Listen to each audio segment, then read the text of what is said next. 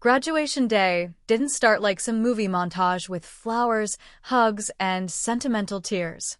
It began with a cracked mirror in the bathroom of my off-campus apartment and a gown that still smelled faintly of the dry cleaner's chemicals. I'd picked it up myself the day before, hauling it home on the bus, dodging the rain, cradling it like it was something sacred. No one offered to come with me. No one even asked. I remember looking at my phone that morning, still half hoping for a message from my mom that said something like, "We're already in the car," or "Save us seats near the front." But instead, I got a text at 7:45 a.m., 2 hours before the ceremony. It read, "So proud of you, sweetheart. We're going to sit this one out. Just burn out, you know? We love you. You understand, right?" No question mark. No follow-up. Just that. For a few minutes, I stared at the screen, trying to decide if I should feel angry or just numb. It's funny, you know? People always talk about heartbreak in terms of romantic relationships, but that moment? That was heartbreak. Not the loud, screaming kind, the quiet one. The kind that steals your breath and replaces it with disbelief. I didn't respond to the message. Instead, I put on my gown, pinned my hair up the way I'd practiced in the mirror a dozen times, slipped on the heels I'd bought secondhand. Then I left. At the auditorium, I watched classmates pose with their families, taking photos in front of the school crest. Moms crying, dads awkwardly holding gift bags and folding chairs, siblings making faces behind the graduate's back. A girl from my statistics class ran up to me, gave me a tight hug, then said, "Where are your parents?" I gave the safest answer I could muster. They couldn't make it. "Oh no," she said, like I'd told her someone died. "They'll celebrate with me later," I added, lying through my teeth.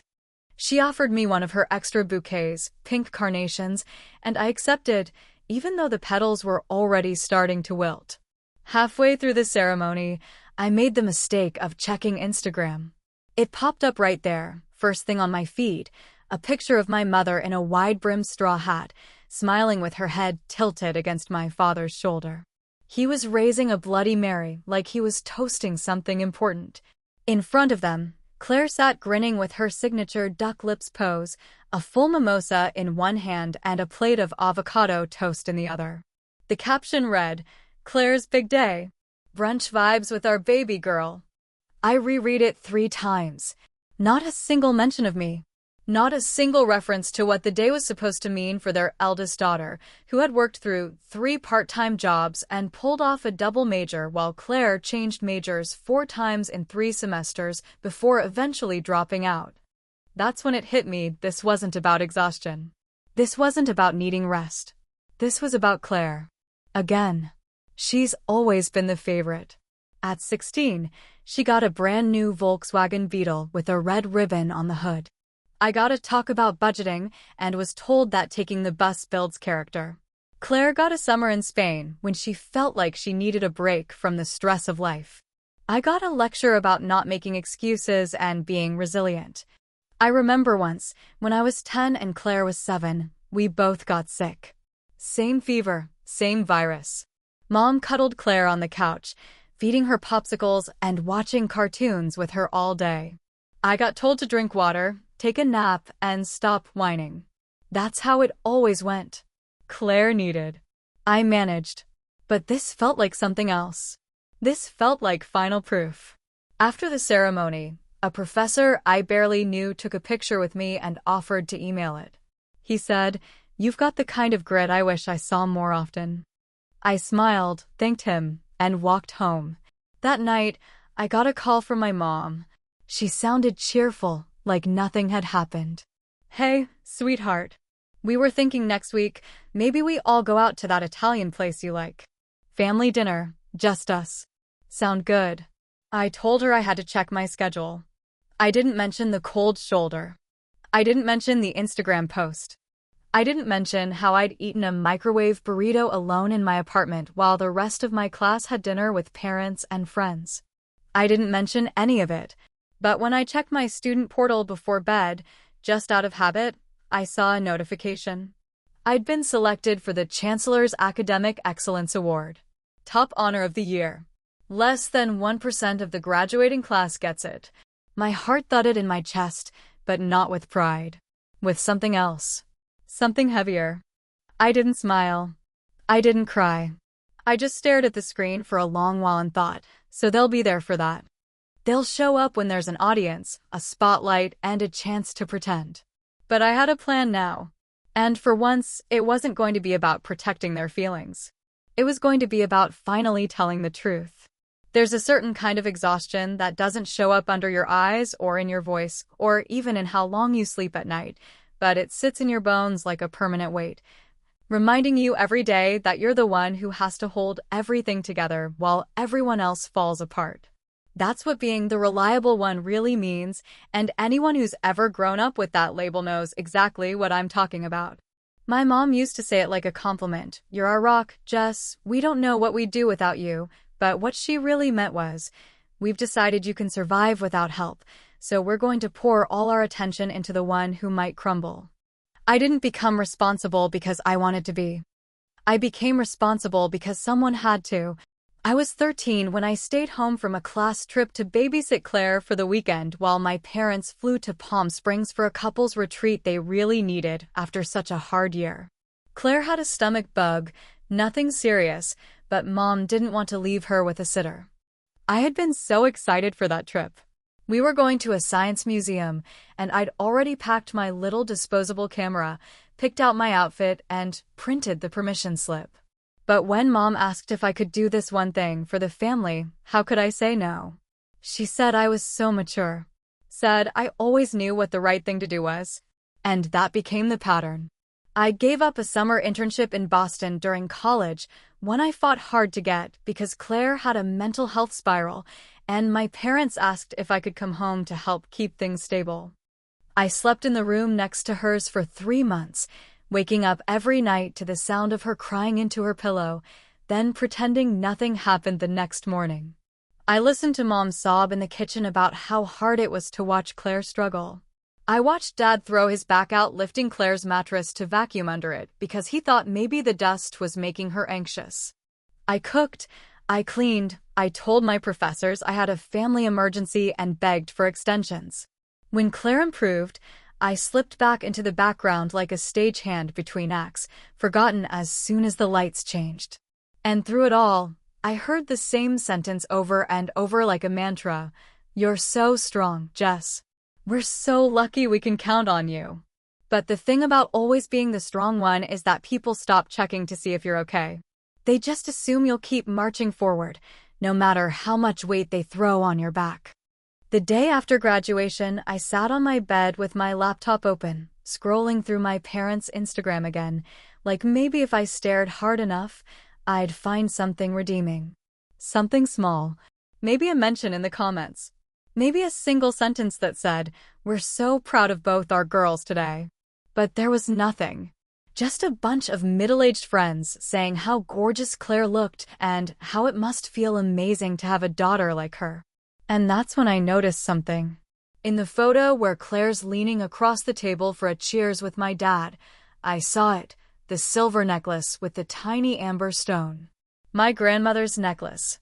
The one she said would be mine when I graduated.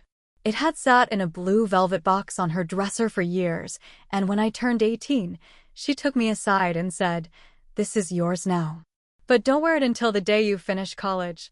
That's when it'll mean something." I never wore it. I wanted to save it. I pictured myself in my cap and gown, feeling her close to me, even though she'd passed the year before. But now here was Claire draped in a white linen romper and wearing it like she didn't even know what it meant. No one asked me. Not a call, not a message, not a check-in to see if it was okay. Just took it. And that's when something inside me shifted. I'd spent 4 years grinding myself to the bone, long nights in the library, part-time shifts at the campus cafe, tutoring freshmen for barely any money, managing group projects alone when the others didn't show up, and now I couldn't even get a seat at my own damn table. They've known I've been working toward this graduation for 4 years. That's 1,300 hours in the library. Wait, no, sorry, I meant 1,300, not 1,000. Math isn't my thing, unless I'm counting who showed up when it mattered. I closed the laptop. I didn't cry. I didn't even feel sad. I felt surgical. Sharp. I walked to my desk, opened the notebook where I kept all my class notes and random scribbles, and I started writing my speech. Not the one I was supposed to give, the one they wanted to hear. I started writing the one I needed to say. This award is for everyone who stayed home. I wrote it, underlined it twice, and leaned back. They didn't show up when it mattered. They never did. But they'd be at that awards ceremony, and they'd smile their smiles, and they'd clap like nothing was wrong. Fine. Let them show up. Let them watch. The award ceremony was held in the smaller auditorium, the one they used for special recognitions and donor events, with the red velvet chairs and gold-trimmed curtains that looked like they hadn't been cleaned since the 80s. It had an almost sacred hush to it, like the kind of place where people clap softly and nod instead of cheer. I arrived early and waited backstage with the other honorees. All of us lined up like perfectly prepared dishes at a buffet, each one of us ready to be served up with just the right combination of humility and poise. I kept adjusting the hem of my gown even though it wasn't wrinkled, and smoothing my hair even though I'd barely slept. My stomach wasn't nervous, it was buzzing with something darker. I hadn't told my parents I'd be receiving the Chancellor's Award. I wanted it to hit them like a splash of cold water, the way their brunch selfies had hit me. I didn't even know if they would show up, not until I peeked out from the side curtain 20 minutes before the ceremony started and saw them sitting there in the front row, grinning like this was all some fairy tale ending. My dad wore the suit he usually saved for weddings and interviews, and my mom had on her favorite green dress, the one with the neckline she thought made her look elegant, but not uptight. And Claire was slouched in the seat between them, sunglasses perched on her head, chewing gum like she was at a high school pep rally. The necklace was still around her neck, resting above her collarbone like it had always belonged there. I could tell by the slight tilt of her head and the faint puffiness under her eyes that she was hungover. Probably had been partying the night before while I was rehearsing my speech over and over until my voice got hoarse. They didn't see me watching. They just smiled and chatted and leaned close like a perfect little family, the picture of support and pride. And even though the air conditioner was humming and the lights above me were hot, I felt cold. Cold in that particular way you only feel when you're reminded that your presence in a room is convenient, not essential. When it was finally time for me to go on stage, I didn't hesitate. My name was called with a glowing introduction from Dr. Ames, my favorite professor, who somehow always managed to make every student feel like they mattered. She spoke about my academic record, my volunteer hours, the time I organized a tutoring initiative that helped freshmen pass their writing requirements. She mentioned how I'd taken on leadership roles, worked multiple jobs, and never missed a deadline. Her voice was warm, almost motherly, and for one brief moment I felt seen. Not just noticed, but really seen. Applause rose from the audience, light, polite, appropriately respectful, and I walked out onto the stage, each step measured and steady. I didn't rush. I didn't smile. I didn't scan the crowd for their faces. I knew exactly where they were sitting, and I refused to give them the satisfaction of my gaze. I took the paper from the podium, unfolded it slowly, and looked straight into the lights. I waited until the room fell quiet again. Until you could hear the sound of someone shifting in their seat, until the silence hung heavy enough to make people lean in just a little bit closer. I drew in one breath, then let it out. This award, I began, my voice even, clear, deliberate, isn't for my family. It's for everyone who stayed home. The words dropped like lead. For a second, no one reacted. There was just stillness, like the collective mind of the room had paused mid-thought. I didn't look down. I didn't stumble. I let the sentence hang there, sharp and bare. In the front row, my mom's expression flickered. Not outrage, not confusion, just that split-second twitch of someone realizing they've been caught in the wrong pose at the wrong time. My dad's mouth tightened into a faint line, but he didn't move. Claire sat up straighter, her gum frozen mid-chew. I continued the rest of the speech, keeping my tone measured, my delivery calm. I talked about resilience, about invisible labor, about how sometimes excellence grows out of the quiet corners where no one bothers to look. I spoke not with anger, but with clarity, and that somehow made it cut deeper. I didn't name names, didn't call out the brunch or the necklace or the missed milestones. I didn't have to. Every word was a mirror. And they were finally being forced to look. My voice didn't shake. Not once. I remember being surprised by that, actually. I stood behind the mic with both hands resting on the wooden podium, my notes spread out neatly, though I barely needed to look at them. I had practiced every line so many times in my head, it had become muscle memory, like driving the same road home in the dark. The auditorium was so quiet it felt like I was standing in the middle of a church, the kind where people only speak in whispers and walk on their toes like they're afraid to disturb the ghosts. I could feel every eye on me, and yet I didn't feel small. Not anymore. I started with something safe, a few acknowledgements, a nod to the faculty, a mention of the incredible students I had the privilege of learning alongside. I thanked the scholarship committee, the advisors, the janitorial staff who always kept the study halls clean even during finals week. And then, as if I had simply wandered into deeper waters by accident, I took the turn I'd planned all along. Some people, I said, my voice still calm, still steady, get celebrated for doing the bare minimum. Just showing up, smiling, existing. And then there are others who have to cross oceans just to be seen. There was a pause. Not the kind where people are confused, but the kind where they suddenly realize they're not just witnessing a speech, they're witnessing something personal, something surgical. I didn't break eye contact with the middle of the crowd, didn't blink, didn't waver. There are kids, I continued, who grow up understanding that praise is a luxury, not a given. That attention is something earned through labor, through perfection, through silence.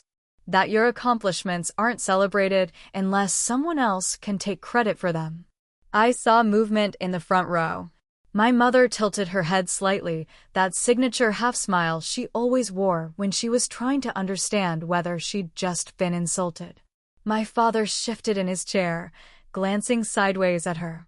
Claire was still as a statue, her eyes dark behind her lashes, hands gripping the seat in front of her. I want to talk about silent sacrifices, I said, more slowly now. About the invisible kids. The ones who always make sure the dishes are done and the lights are off, but no one remembers who did it. The kids who are told they're mature for their age, responsible, reliable. The ones who get asked to understand things no child should have to understand. The ones who clean up after the messes they didn't make, who give up opportunities because someone else needed more attention. The ones who are told, "You're the strong one," until that phrase becomes a chain around their neck. I looked up, not at anyone in particular, but I let the weight of the words settle. I want to say this clearly, I said. Not angrily, just honestly. There are people in this room who believe showing up for one event, one moment, erases all the times they stayed away. Who think that a photo, a smile, a seat in the front row is the same thing as being there. It isn't. A hush deeper than silence followed. I could feel some people squirming, unsure whether this was still a speech or something else entirely. My professors looked on with unreadable expressions, some with pride, a few with tension. But I wasn't finished yet. So this is for the friends who brought me flowers, I said, and this time my voice did change. Not shaky, but full, like every syllable had a heartbeat behind it. For the strangers who clapped louder than blood ever did. And for the people who stayed home, because sometimes silence says more than love ever could. I closed my folder slowly, deliberately, and stepped back from the podium. The audience clapped, but it wasn't the usual applause. It was hesitant, uneven, like they weren't sure if they were clapping for triumph or confession or war. In the front row, Claire stood up suddenly, her hand to her mouth, eyes wet. She turned and pushed her way past the knees and the programs and the handbags and ran up the aisle, out of the auditorium without saying a word. I didn't watch her go. I didn't need to. My mom's hands were clasped in her lap, perfectly still. Her face was frozen in that way she always held it when she was pretending everything was fine. My dad leaned forward like he wanted to say something, maybe apologize, maybe defend himself, maybe ask if it was really about him. But I turned before he could speak and walked off stage, not looking back, not rushing, just done. I made it halfway down the hallway behind the auditorium when I finally exhaled. It wasn't a breath of relief or release. It was just air leaving the body, like something had been cut loose, but I hadn't decided yet whether that was a good thing. Later that night, after everything had wound down and I was back in my apartment, still wearing the heels, too tired to even take off the gown, my phone buzzed with a message from Claire. 4 words. You ruined everything. I stared at the screen for a long time, feeling nothing, and then, just maybe, feeling everything all at once. The silence afterward was the loudest thing I'd ever heard in my life. No buzz from the family group chat. No messages, no emojis, not even a passive-aggressive forwarded meme about forgiveness or letting things go. Just silence. Claire blocked me on everything by that night. Instagram, gone. Texts bounced. Even our Spotify family plan kicked me out by morning, like she'd surgically erased my presence from every digital corner of her life. And honestly, I expected that. If I'm being completely honest, I kind of hoped for it. I needed the distance, and in her own twisted way, Claire was giving it to me. Though I'm not sure she knew that. What I didn't expect was the email from my mom. It arrived late. Subject line, let's talk. Which, in our family, meant, I'm going to tell you how much you hurt us without admitting we ever hurt you first. It was long, 1,000 words at least, full of phrases like deeply disappointed, and public embarrassment, and you blindsided us. She didn't say you ruined Claire's big moment, but the sentiment oozed from between the lines like something rotten left too long in the fridge. She said things like, we were just trying to celebrate you, and it broke our hearts to see you so bitter on a day that should have been beautiful. She ended it with, we love you, Jess. Please don't let one moment destroy everything. I read it 3 times. I didn't cry. I didn't rage. I didn't even roll my eyes. I replied with one sentence. I gave you silence for 22 years. One night of truth was the least you deserved. That was it. No salutation, no signature, no PS. Just the truth laid out flat, unembellished, like a mirror without a frame. But if I told you that it felt amazing, that I hit send and felt the surge of triumphant justice, I'd be lying. It didn't feel like victory. It felt like standing on a scorched field after the fire's gone out, the air still thick with smoke, unsure if you've saved yourself or just burned down everything that ever tried to shelter you. I kept thinking about Claire, about how fast she ran from that auditorium, about the way her face crumpled like she'd been sucker-punched in front of strangers. I kept playing it back in my mind, even though I tried not to. And I started asking myself the kind of questions I'd avoided for years. What if Claire wasn't the real problem? What if she was just the product of a house that was always lopsided? What if my parents built a world where someone had to be the shining star and someone else had to hold the spotlight, and I just happened to be the second one? There was this memory that came back to me out of nowhere, like it had been hiding in some dusty corner of my brain, waiting for the right crack in the wall to slip through. I was 5 years old. It was winter. Ballet class had ended, and I was the last one waiting outside, my pink tights damp from where I'd sat on the curb. I kept looking for my mom's car, and every time headlights came down the street, I'd stand up. But it was never her. It was almost dark by the time she showed up, distracted, on the phone, saying something about traffic and how Claire had a fever, and it was all such a mess. She never asked if I was scared. She never even noticed that I hadn't worn a coat. And then there was the time I learned how to drive, not with my dad like Claire had. Not in our family's SUV. Not in the parking lot behind the church like I'd seen in movies. I learned from a neighbor, Mrs. Lynch, who used to take me to the grocery store because my mom was too busy that summer. She said, "You should know how to handle a car before college," and gave me her keys. She taught me how to parallel park between trash bins. That's how I learned. Not with encouragement, not with praise, but in borrowed moments from people who didn't owe me anything. And that's when it really hit me, something I had never let myself say out loud. What if I was never the rock? What if I was just the backup plan? The just-in-case daughter. The one they could lean on not because they loved her more, but because they trusted she wouldn't break even if she cracked. The one they assumed would be okay no matter what. The one who didn't need celebrations or care or even presents. Just function. That question stayed with me for days. I was packing for grad school by then, folding my life into boxes that felt smaller than the weight I was still carrying. New city, new chapter. I wasn't running away, not exactly, but I also wasn't looking back. Not really. Then the letter came. It was from my dad, of all people. He never wrote letters. The envelope was thin, tucked inside one of the boxes marked miscellaneous. I almost threw it out without opening it. But I didn't.